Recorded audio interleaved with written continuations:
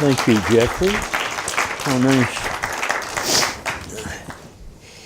What I'm going to have to say is I'm afraid you're going to sound like Arno Schmidt. It's all in fragments and pieces. And I'm not quite sure where even to start. After Bottom's Dream arrived, copies of it from the printer, all hundreds and hundreds of pages and weighing over 13 pounds. I thought of lines from Hawthorne's short story, Dr. Rappaccini's Daughter, that I had not read in, I think, at least 40 years. Upon the death of Beatrice at the hands of yet another Hawthorne character who believes in the perfectibility of humans, Professor Baglioni looked forth from the window and called loudly, in a tone of triumph mixed with horror, to the thunder-stricken man of science, "Rappaccini, Rappaccini, and is this the upshot of your experiment?" This is how I felt about this book, and I suppose the answer is yes. So after 30-something years, this seems to be my version of the Hawthorne Experiment. And how much with pride have done this, and have done a lot of Arno Schmidt. The question that it raises with a number of people is it readable? And I would say yes. Others would say something else. Let's see. I looked up some things on Amazon, as we all do, and wanted to get the opinions of people who write in with comments. This one gave it 2 stars. So if this is truly the author's masterpiece, the rest of his works must be written on toilet paper. So I will pass. I'm not even sure what that means. Seriously, this is not even a rough first draft of mediocrity. He appears to have been captivated, and so on and so on. So that was one of the glorious comments written in by somebody. Then there were some rather kind ones. Then there were ones that we had submitted ourselves. And this is rather, those are positive ones. But going back to Rappaccini, this is one that came in. So this monster arrives as the Dalkey Archive book to end all Dalkey Archive books. The invaluable independent Dalkey Press has long been known for publishing monstrous and difficult tomes of literature like Miss Mackintosh, My Darling, and Women and Men by Joseph McElroy. But this has got to be the Dalkey book, 1,500 pages containing over 1 million words in heavily addled typography, set anywhere from 2 to 4 columns that poke and intrude upon each other. For all that, it's not as difficult as your typical Dalkey offering. And far easier than Finnegan's Wake, which Schmidt at one time intended to translate, and which looms very large as an influence here. Despite the constant puns and wacky punctuation, the language is relatively clear English, and the overall structure is a lot more easily grasped.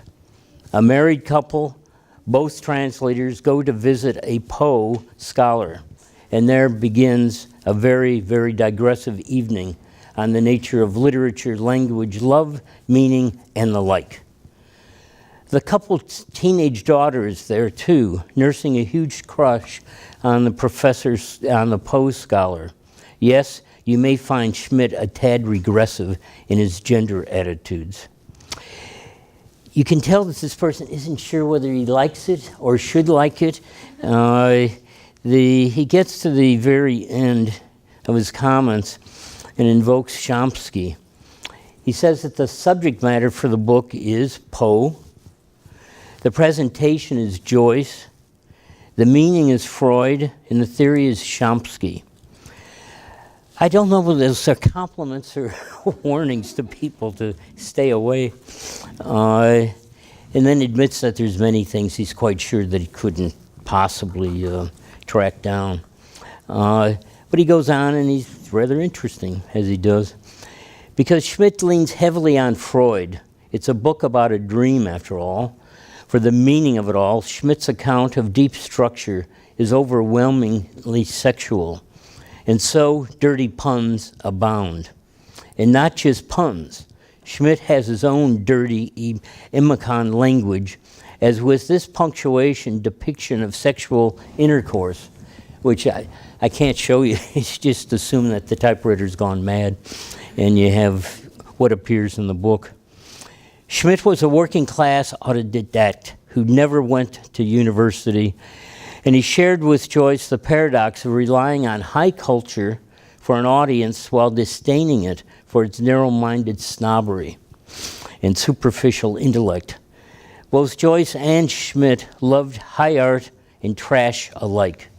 Schmidt translated James Fenimore Cooper, Stanley Ellen, and Edward Bulwer Lytton. Yes, that Bulwer Lytton. And both Joyce and Schmidt happened on roughly the same solution to their alienation from high culture. Write long and tricky books, which it is nearly impossible to speak authoritatively about. That's how you dethrone the literati. This issue of difficulty, I'll come to, because we get accused of it all the time, and it's, well, I'll come to it. Another comment that was sent in, and this is not one that we paid for, cuddle up with this sweetly smutty tale of a May-December romance that occupies a midsummer's day and night. A 54-year-old literary scholar has difficulty fending off the aggressive flirtations of a 16-year-old teenage girl in the company of her bickering parents. Eventually, Danielle and Francisca realize their forbidden love is doomed and part ways. There's a bunch of other stuff about sex. Edgar Allan Poe, sexual perversions, culture, sex education, Freudian psychology, sexual symbolism in literature, religion, sex and religion, the origin and function of art, and pretty much everything else under the sun. But the funny, sad romance of Dan and Fran lightens the load of encyclopedic erudition, resulting in a piquant German, Lolita. Seriously, though, this is one of the great novels of the 20th century, and fervent thanks are due to John E. Woods and the Schmidt Foundation for making it available in English. And indeed, the thanks is warranted. I should tell you that I stand in for Johnny Woods, and John is far wittier, he dresses better, much more personable, and better looking than I am.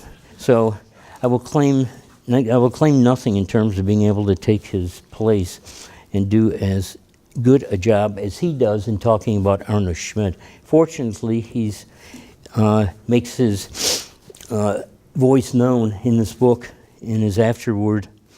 This is another one from Amazon. And I'm talking about all this because of something else I have to say about difficulty.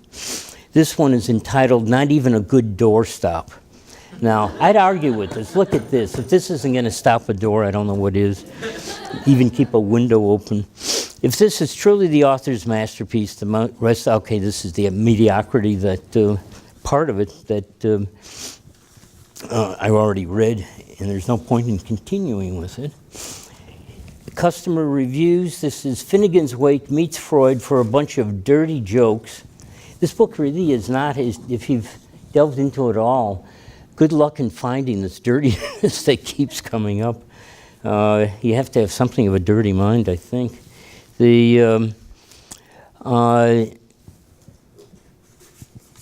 Here's one that appeared in the New York Times. Strangely, the New York Times has not reviewed this book, but it did review some of the previous ones that we've published. In this world, as he writes, everything proves to be fallible, nothing but a penitent. These elusive items are perhaps the true heroes of Schmidt's masterpiece, Bottom's Dream. That book, he had read it in German, so not this edition. That book is, in some sense, Schmidt's response to Finnegan's Wake. It is a sprawling novel about a brief period from 4 a.m. to early the next morning, outwardly centered on a discussion of what that American father of European modernism, Edgar Allan Poe. Written in 3 columns and published only as a facsimile of an idiosyncratic topography designed by the author, The Dream represents the ultimate but untranslatable challenge to any translator.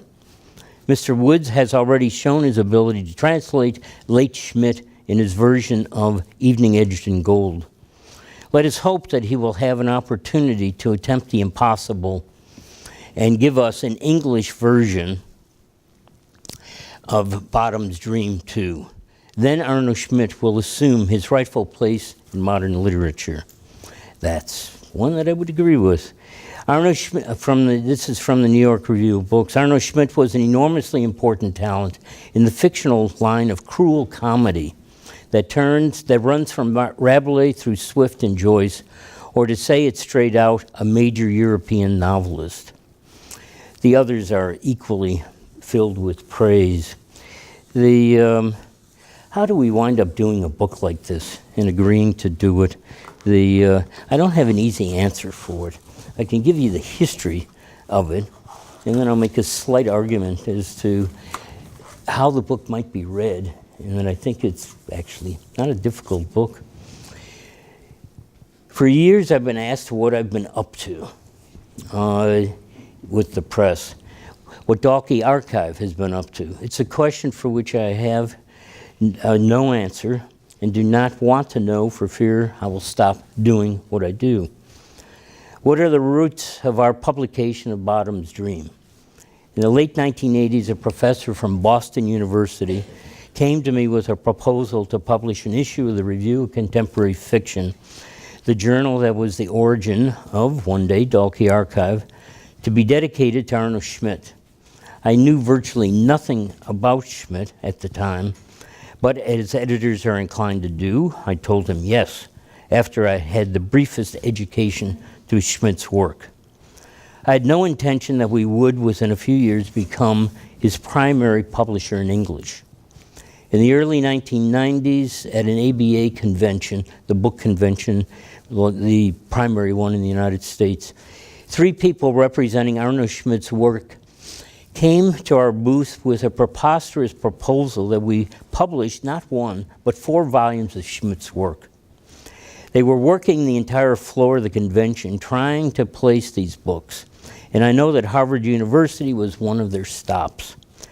Everyone gave them a resounding no. I told our senior editor to say yes when they returned, defeated everywhere else. The editor said to me afterwards, should we be signing on 4 books by him? And I said, of course. If asked why, all I could say is, if I were to tell the truth, I have an instinct about this.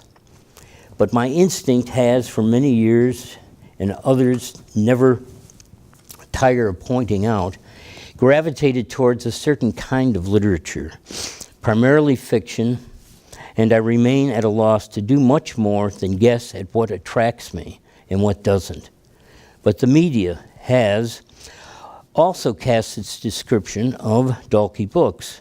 Difficult, experimental, not for everyone, needlessly difficult. Difficult is the most frequent word attached to a Dalkey book, as if it were a disease to be avoided, a warning, a threat. I sincerely do not know what these people, these critics, are talking about. On my more objective days, I can admit that there is a certain narrowness in what we publish, but that there is a wide variety amid that narrowness. One author is not the next. One book is not the next.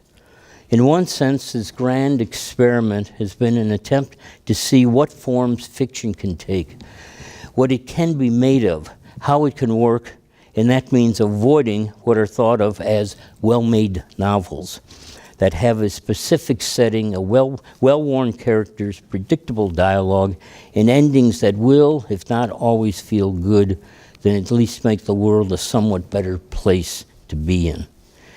In brief, I do not like reading the same novel again and again, despite the reassurance that it may bring.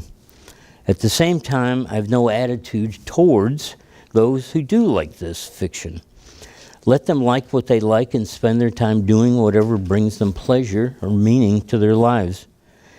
What I do object to are those who want all of fiction to be the same, who believe that novels are intended to teach us something and even make us better people, who do not want there to be any other kind of fiction than what gives them satisfaction, who seem indignant and offended by a literature or art that is different from what they want to be, from what they want it to be, and then proceed either to ignore this other art or chastise it for being what it is.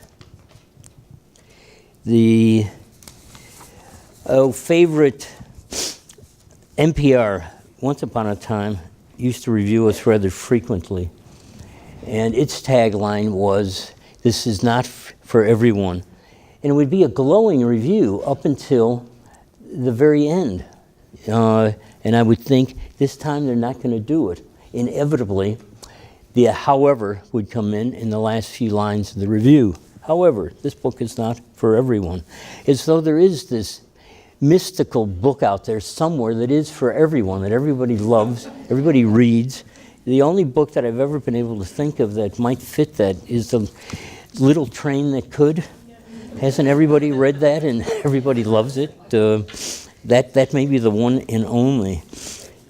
The fact that the New York Times apparently is not going to be reviewing this, although we've been told that the New Yorker is going to do something with it, but we're not sure quite what it is.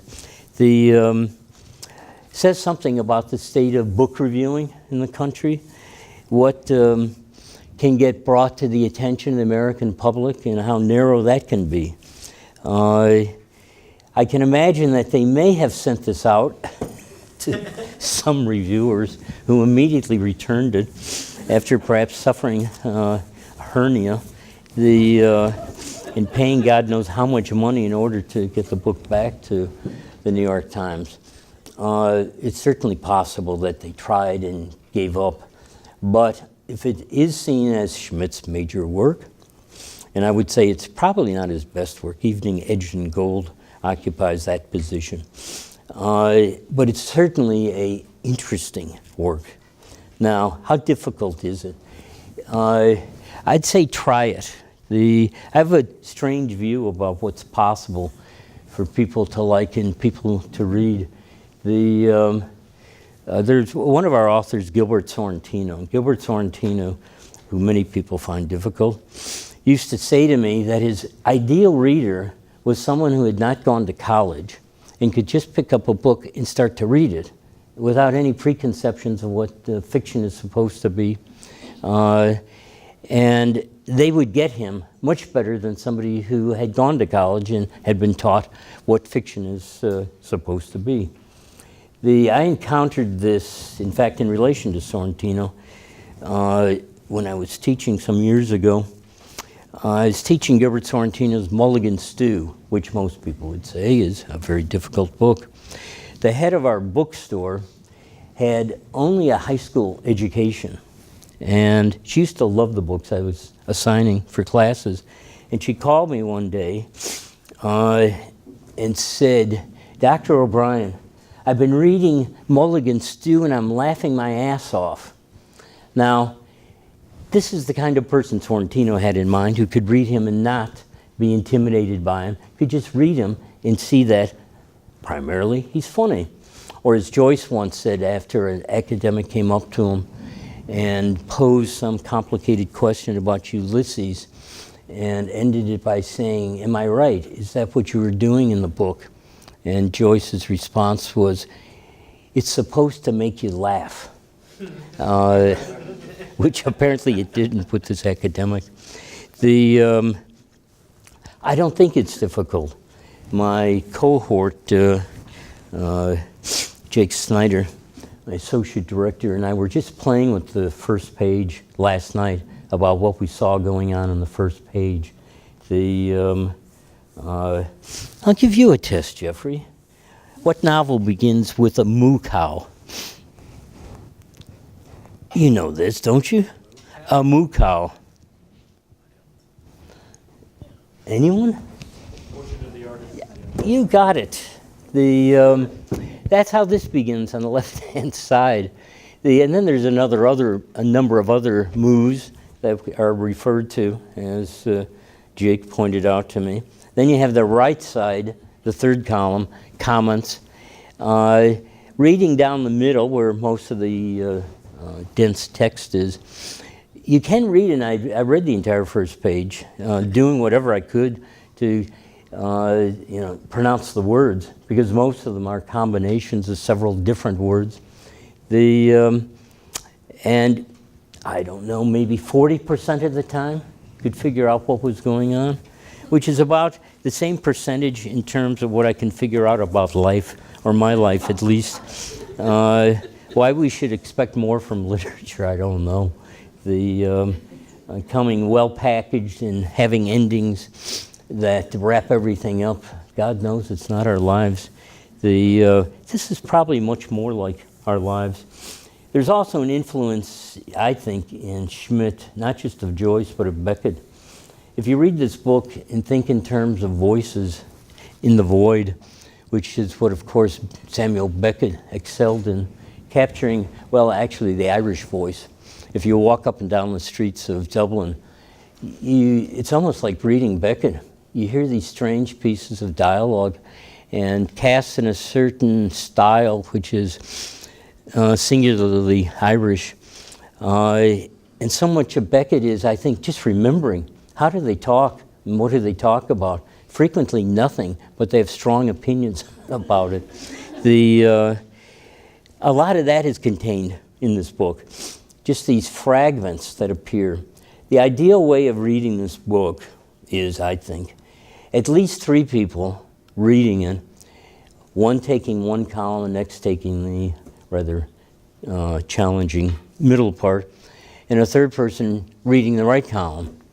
And then perhaps that 3 becomes 6 or 9, just throwing ideas out about what's going on. Where did this quote come from, this reference? Where is it? The first page is just loaded with them. Who is it, Spencer? Yeah, you were caught up with Spencer while I'm caught up with the moo cow choice. Probably just 2 of several that are appearing on that page. In other words, this should be fun if you have the right people together. And taking, I don't know, you can't take a chapter at a time, remember how big this book is, but taking several pages at a time and just seeing what emerges as you try to put your heads together. What are you hearing? What are you seeing on the page? And what is it reminding you of? That, I think, is the way I've read it over the years, and I've only read it in fragments. I haven't read this monster. Because John started translating this years and years ago, and I'd get sections of it at various times that we would frequently run in our journal, but I've only seen it in fragments. And that's, let's say, even more challenging than this book, when you're not even getting a whole kind of sense of, a whole sense of, that you do get, I think, in the chapters of the book. So I'm not going to go on any further, except I think it's readable and I think it's fun, which is really what it should be.